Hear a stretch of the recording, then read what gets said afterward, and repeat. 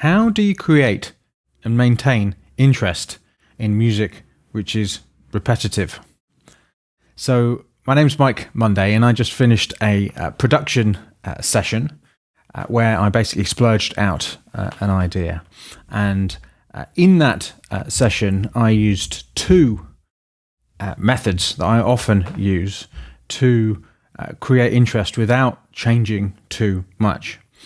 One was that I used different lengthed parts. So I had the usual kind of 8-bar length, or the very often used 8-bar length for most of the parts. But then for one of the parts, it was a kind of choir part, I used a 10-bar length. So when you put those together, you get kind of a different sort of looping thing going on. And that maintains interest without people really noticing.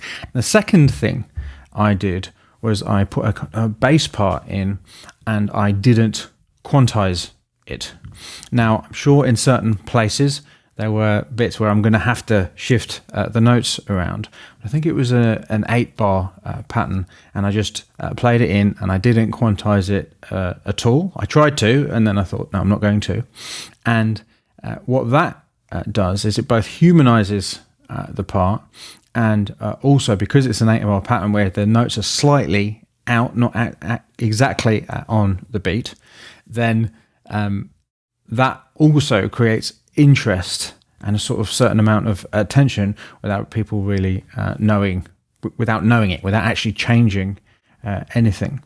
And if you want to create interesting music that maintains people's interest, sometimes you don't have to actually do something new. It's about what's there and creating these interesting textures by tiny little things changing. So I hope you found that useful. Two little tips for creating interest in the music. You do have to be slightly careful with doing that. If you change a harmonic part over 10 bars and there's another harmonic part playing, sometimes it can create really unpleasant clashes. But in this case, because they were quite simple parts, it didn't.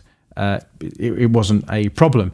In the quantizing one, obviously, there are certain kinds of music where this isn't going to work, and if it's totally out, then obviously it's going to cause a problem.